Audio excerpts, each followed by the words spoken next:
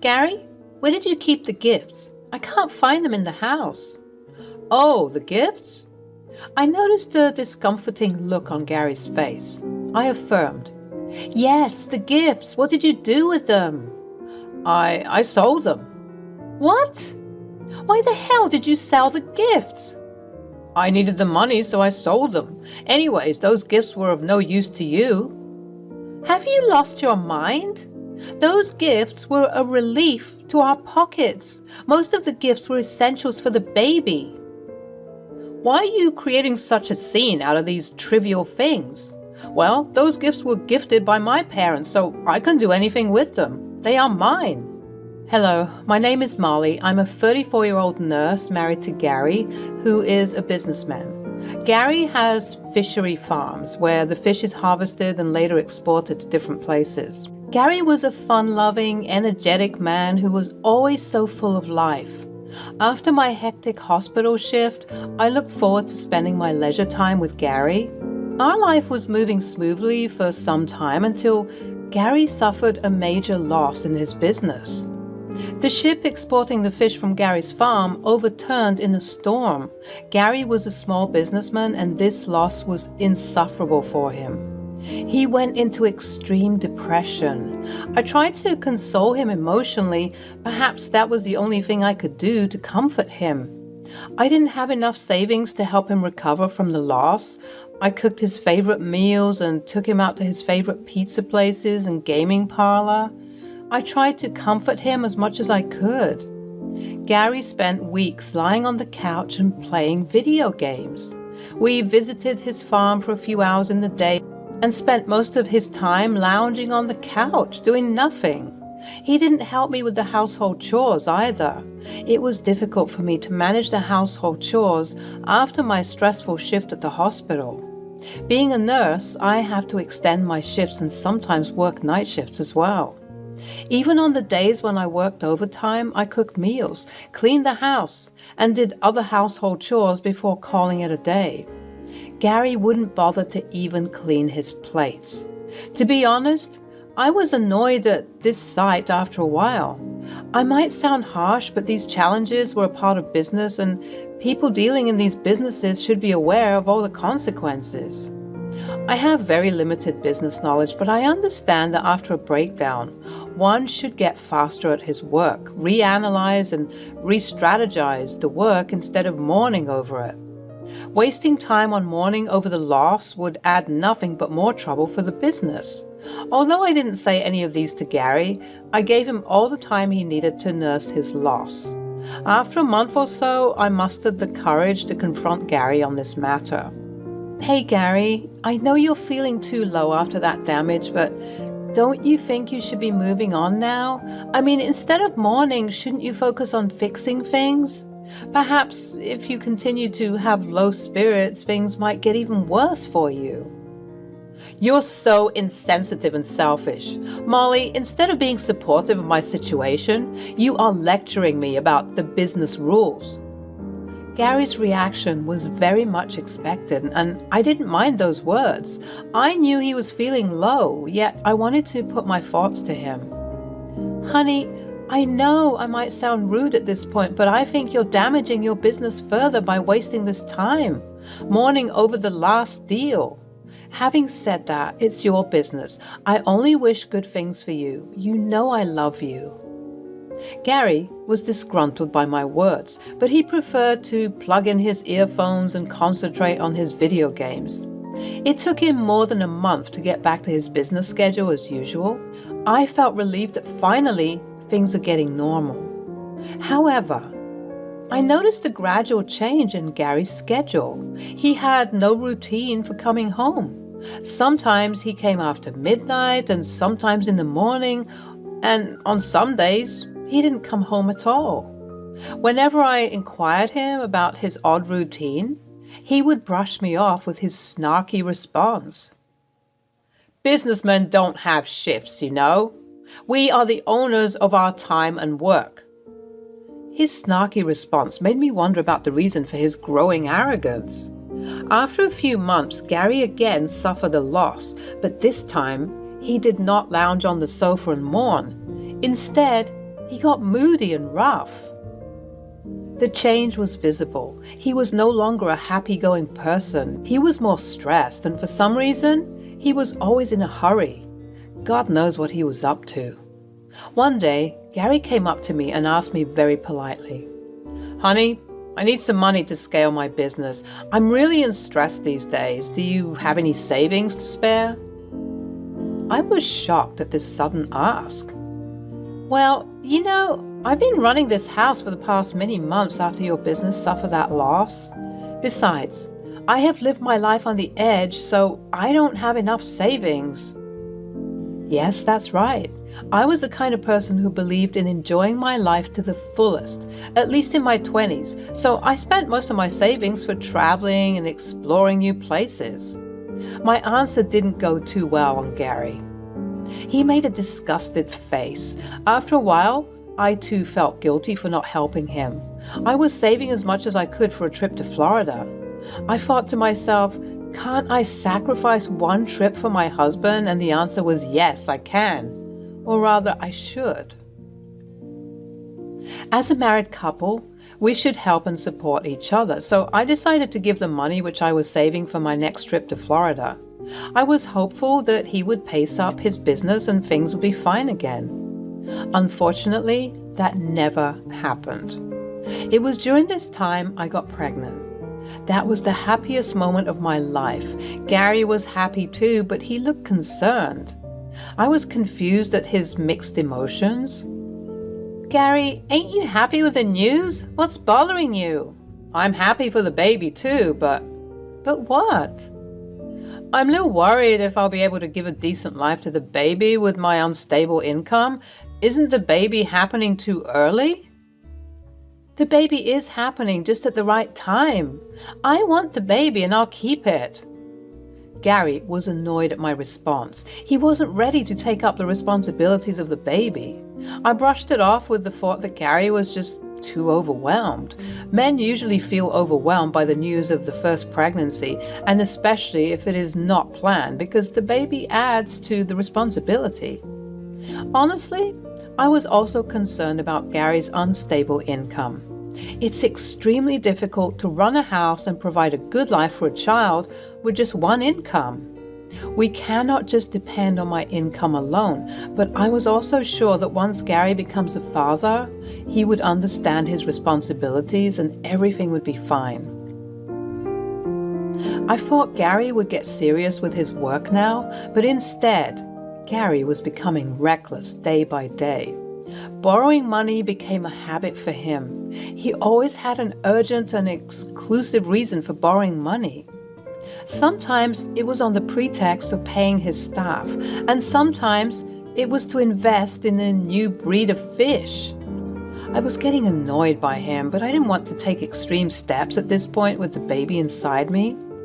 I chose to ignore Gary as much as I could and just focus on taking care of myself and my baby. I was still okay to endure his last-minute requests for money until he was polite about the request, as I genuinely wanted to help him and bring him out of the situation. But over time, this request became an order.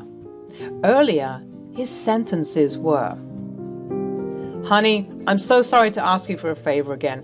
I need $500 for X, Y, or Z reasons."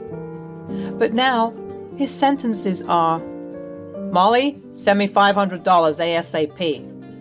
I tried various means to know the reason for his increasing need for money, but every time I got one answer. "I'm in debt. I took some small loans to pay for my business, and now the interest is soaring. Hence, I need the money to repay the loan amount and the interest." Whenever I refused to pay, he would mess around like a 5-year-old, slamming the door, rattling the cutlery, and making a disgusted and wretched face until I gave him what he wanted. Gary's attitude was getting on my nerves. During the 7th month of my pregnancy, my parents-in-law arranged a baby shower party for me. I felt so grateful to them for doing this. I thanked my parents-in-law wholeheartedly. I was showered with thoughtful gifts from my parents-in-law, their friends and relatives. The function came as a relief to me after many months of stress and despair. I spent a good time with everyone. Besides, I was overjoyed with the gifts. The guests were thoughtful to gift us with all the essentials which the baby would need in the initial few months. We were running tight on budget, and procuring all these items would have been very heavy on our pockets. The next morning when I woke up, I saw the living room was empty and the gifts were gone. I thought Gary would have kept it in the storeroom. I went to the storeroom to check, but there was no sign of any gift. Gary was not at home. I called him, but he didn't answer my call. When he came back, I asked him, "Gary, where did you keep the gifts? I couldn't find them in the house." "Oh, the gifts, I noticed a discomforted look on Gary's face. "Yes, the gifts. What did you do with them?" "I sold them." "What? Why the hell did you sell the gifts?" "I needed the money, so I sold them. Anyways, those gifts were of no use to you." "Have you lost your mind? Those gifts were a relief to our pockets. The gifts were essential items for the baby: clothes, the crib, blankets, strollers, and other toiletries." I was so disappointed on hearing this that I started sobbing. "You know I was relieved to have those gifts. It saved so much money we would have had to spend on buying them. We already have such a tight budget. How could we buy those things again?" "Why are you creating such a scene out of these trivial things?" "Well, those gifts were given by my parents, so I can do anything with them. They are mine." "Excuse me? Those gifts were for the baby. It was not for you to sell it for and fill up your pockets." Fine. Don't give me a moral lecture. I'll get all that stuff when the baby comes out." "How will you get that? Do you have the money?" Gary lowered his gaze, and I knew at once that he didn't have the money. I rolled my eyes and said, "Give me the money you got after selling the gifts." I don't have that." I asked him with a strict voice. "What did you do with the money?" "I used the money in my business." "What the hell, Gary?" He immediately snapped at me. "Oh, please, don't start your preachings again. I'm done with you. You're a sad woman who needs an opportunity to cry over every minor inconvenience." I was infuriated at his words. Gary crossed all his limits, and I couldn't control my rage. "What the hell are you up to? You don't contribute any money to the household expenses. You barely do any household chores. You're surviving on my income. On top of that, you dare to say such words to me? Instead of helping me, you are adding to my problems." "If you have so many problems with me, why don't you leave me? At least I will be able to live peacefully in my house. I feel suffocated to be around you. You disgust me." I had no energy left to argue with Gary. He was getting unreasonable. I bit my tongue and went into my room, slamming the door behind me. I knew something was wrong with Gary. I suspected him of having an affair and that he was spending the money on his mistress. I decided to dig up the information. That night, I jinxed Gary's soup with a little sedative, which was just enough to put him into a deep slumber. After I ensured that Gary was in deep slumber, I unlocked his phone using his fingerprints. He was in deep sleep to be woken up by this. I scavenged his phone, carefully going through all the emails and chat messages. After an hour of investigation, I found the missing piece of the puzzle which solved the mystery. I was anticipating messages and photos of Gary's mistress, but what I found was far more troublesome than an affair. Gary got into illegal drug activity. Yes, I was shocked too. All this started after he incurred the first loss. To make up for the loss, he took up the illegal task of exporting the drugs through his fish. People who are into fishing businesses know that illegal drugs are transported from one place to another in fish and meats through the cargo. I was unaware of this business. Drugs? Seriously? The email revealed that Gary was reluctant to get into this activity at first, but he was tempted into this for some quick bucks. The dealers lured him as a fix to his loss-making business. Gary started it as a one-time activity and a quick fix to recover his business from the loss. Needless to say, quick money is more addictive than drugs.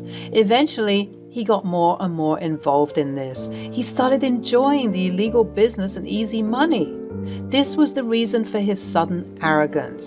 Illegal business is a slippery slope, and Gary too slipped towards his downfall. It took him down in no time.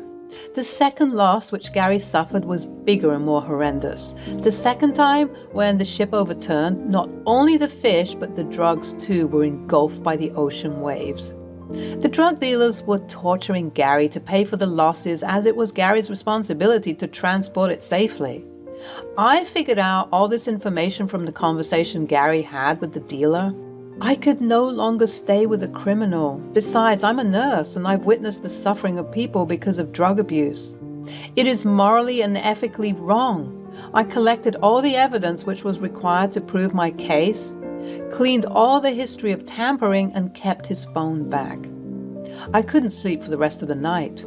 The next morning, while Gary was still asleep, I packed my bags and left the house. I went to my colleague's house and narrated everything. She was my trustworthy friend. I was too scared to lodge a police complaint by myself.